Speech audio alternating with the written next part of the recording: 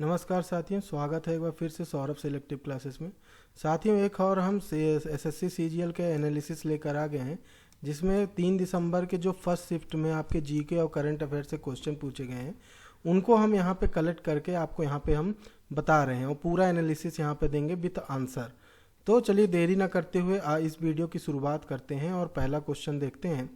तो आज 3 दिसंबर की फर्स्ट शिफ्ट का जो क्वेश्चन है, जिनमें से पहला क्वेश्चन है कि निम्नलिखित में से किस मंदिर का निर्माण चंदेल शासकों ने करवाया था। तो इसका आंसर है यहाँ पे कंदारिया महादेव मंदिर का निर्माण यहाँ पे चंदेल शासकों ने करवाया था। इसके अलावा अगर बात की जाए कि चंदेल शासकों ने और कौन से मंदिर बनवाए, तो मोस्टली जो खजुराहो के समस्त मंदिर हैं, खजुराहो के समस्त मंदिर जैसे लक्ष्मण मंदिर हो गया, पार्श्वनाथ का मंदिर हो गया, विश्वनाथ का मंदिर हो गया, तो इस तरीके से जो खजुराहो में समस्त मंदिर पाए जाते हैं वह चंदेल शासकों के द्वारा बनवाए गए हैं। नेक्स्ट क्वेश्चन आता है आपका कि मैग्नीशियम ऑक्साइड का फार्मूला क्या है। तो मैग्नीशियम ऑक्साइड का फार्मूला होता है MgO। इसे हम क्या कहते हैं, मैग्नीशिया भी कहते हैं, इसे मिल्क ऑफ मैग्नीशिया भी कहा जाता है या मिल्क ऑफ मैग्नीशियम भी कहा जाता है। तो मैग्नीशियम ऑक्साइड का क्या फार्मूला है, MgO। फिर नेक्स्ट क्वेश्चन आता है कि मेघालय के वर्तमान राज्यपाल कौन है। तो देखिए यहाँ पे कोई पर्टिकुलर टाइम नहीं दिया, क्योंकि मेघालय के जो आपके राज्यपाल हैं वो चेंज हो चुके हैं, क्योंकि इस समय जो राज्यपाल हैं वो हैं BD मिश्रा।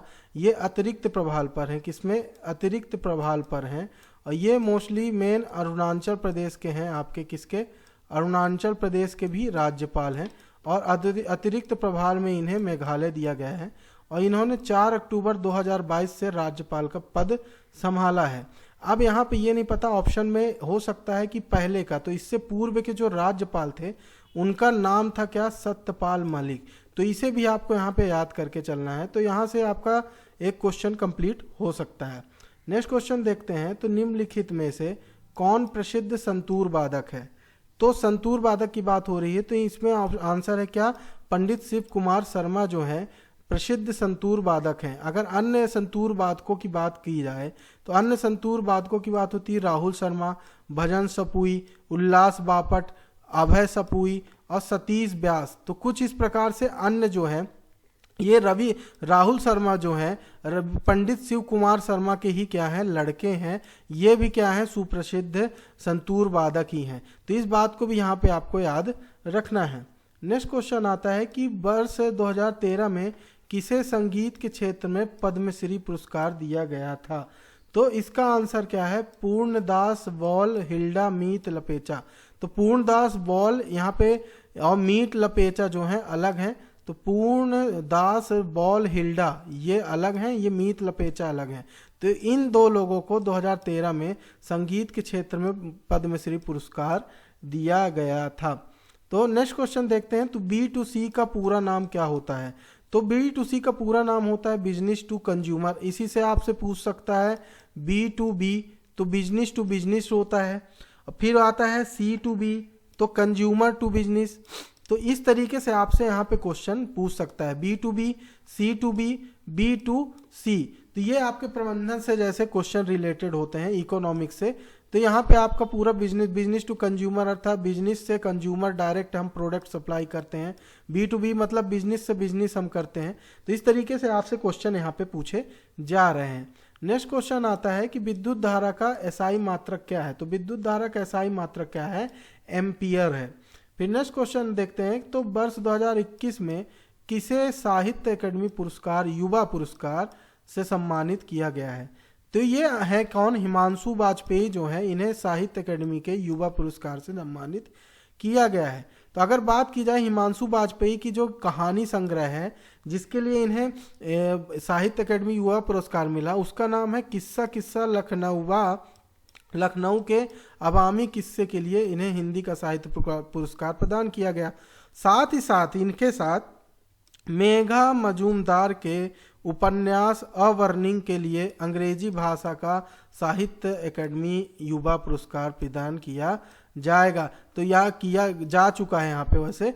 तो यहाँ पे याद रखिएगा कि हिंदी भाषा के लिए आपको किसके मिला, हिमांशु वाजपेयी को। उनका क्या था, किस्सा किस्सा लखनऊवा, लखनऊ के लिए, है ना। और यहाँ पे जो अंग्रेजी भाषा का साहित्य अकेडमी पुरस्कार मिला वो मेघा मजुमदार को मिला। किस लिए मिला? ये अवर्णिंग अंग्रेजी भाषा का साहित्य था, उपन्यास था, उसके लिए यहाँ पे दिया गया है। नेक्स्ट क्वेश्चन देखते हैं। तो दिल्ली सल्तनत के वंश का सही क्रम क्या है? तो इस तरीके के क्वेश्चन भी पूछे जा रहे हैं। तो इसका आंसर है कि सबसे पहला वंश आता है दिल्ली सल्तनत में गुलाम वंश, जिसकी स्थापना किसने की थी? कुतुबुद्दीन ऐबक ने की थी। और गुलाम वंश कब से कब तक चला? तो 1206 से 1290 तक चला। उसके बाद खिलजी वंश आया जो 1290 से 1320 तक चला। फिर तुगलक वंश आया जो 1320 से 1414 तक चला। फिर सैयद वंश 1414 से 1451। फिर लोधी वंश आता है 1451 से 1526 तक। इसके बाद मुगल वंश की शुरुआत हो जाती है। किसकी?